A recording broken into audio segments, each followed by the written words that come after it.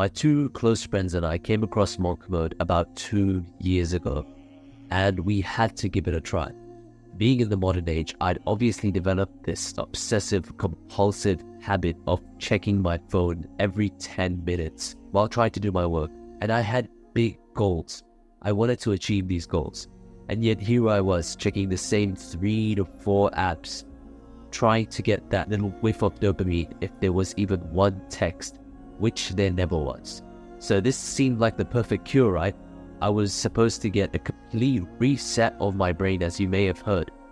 I was supposed to get all my dopamine receptors completely back to normal. And then after that, it's a fresh start.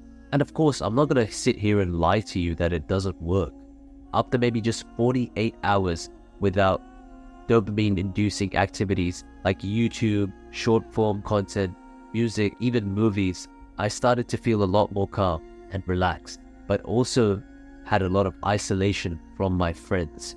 We were all on monk mode. But there was also another huge problem.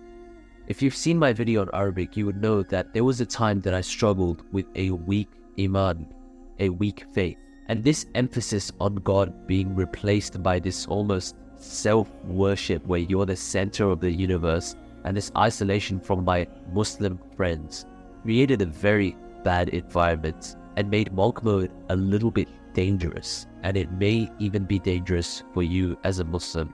But here's the solution that you're after. Fast forward to 2024 Ramadan, and I made a huge realization. I went through a lot this Ramadan, but the main thing that I realized was that we have something a lot better. I had a self-discovery of the true monk mode alternative, and my brothers and I have taken to call it Muslim mode. And today I want to explain to you exactly what Muslim mode is. Muslim mode is not even that complicated.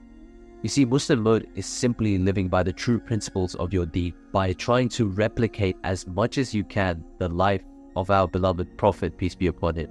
So I'm going to compare the day of a guy on Muslim mode versus a guy on monk mode side by side, and you can tell me which one is better. Let's compare the morning of someone called Ismail Arman and someone called Ismail Arman.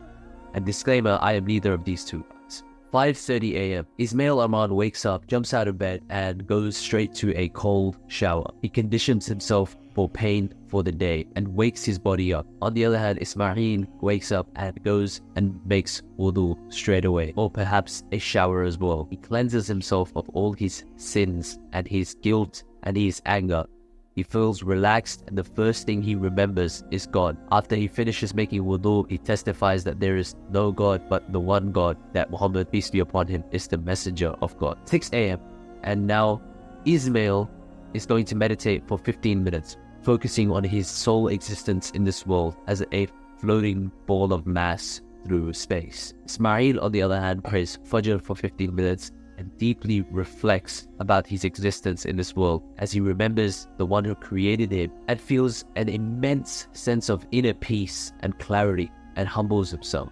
A sense of peace and clarity that no amount of Medito sessions could have brought in. Similarly to Ismail, he commits to the hardest tasks of the day for the next 2 to 3 hours. But the problem lies later on. This pattern of events continues to take place over the day until the evening time, where Ismail has lost all motivation and relapses on all his bad habits since he has no friends. And Ismail goes to socialize with his friends during Isha prayer. They discuss their goals, they discuss how the day was, and then they go home. After that, naturally, it's time for bed. You see, unlike monk mode, Muslim mode is something that you can sustain and commit to every day of your life rather than a short burst of time, like a short detox period.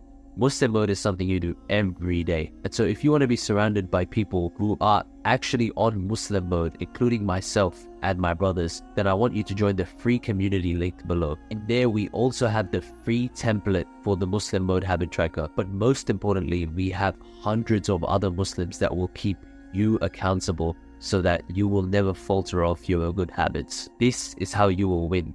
This community will be that secret advantage that you have over every other ordinary self-improvement guy out there. Remember to conquer yourself before it's too late. And I thank you for your attention.